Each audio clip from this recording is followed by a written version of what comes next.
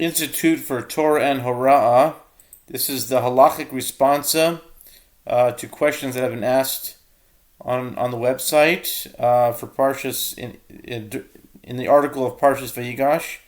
The question was, if I have large ants in my house and they cause me great distress, could I collect them in a cup or even a trap, or even trap them in a cup and remove them from the house on Shabbos? And the answer is, the ants that are causing you great distress would be considered a graf shalrei and may be collected in order to remove them from the house. Best wishes. Okay, graf shalrei is like is basically like a bedpan. It's like waste material, and it's something that's very nasty. You have to get rid of it. My understanding is that the requirement... Okay. Oh, the next question is... The ants... okay. The next question is... My understanding is that the requirement of miyad by borer requires that one immediately use them selected from a mixture. When it comes to borer, separating miyad right away...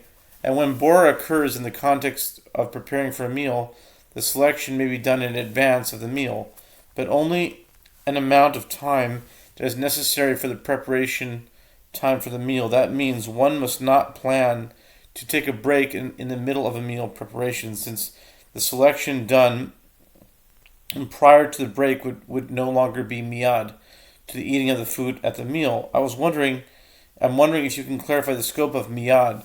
Specifically, can you explain what to do if something comes up in the middle of a meal preparation where a person already selected food from a mixture for the upcoming meal? For instance, let's say the person preparing the meal gets tired in the middle of the preparation and would like to take a break. Or let's say a family member asks for their assistance in the middle of a preparation. Would the person preparing the meal be allowed to stop in these situations? If he is allowed to stop in the above instances, must he immediately resume food preparations after he is finished? Finally, let's say the one preparing the meal begins to daydream and temporarily stops the food preparations after they have already selected food from a mixture for the upcoming meal. Have they done an avera since the selection ends up not being miyad to the meal? Okay, the answer is when one is selecting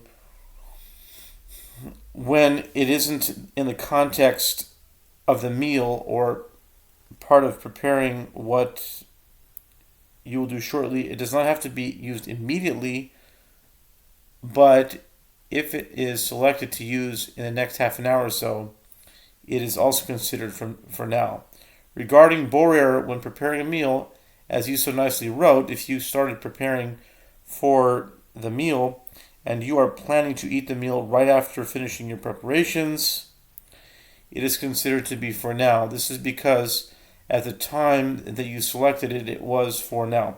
If something came up in the middle that was not planned, that will not change the fact that the act of selecting was for now. Therefore, if you are in the middle of preparing the meal and one of your young children needs help going to the bathroom or putting on his clothes, you may help him, and it isn't considered doing something in the middle of the preparations, and it is still considered miyad. After finishing whatever you had to take care of, yes, you should continue finishing to prepare the meal. Do you have to run back to the kitchen?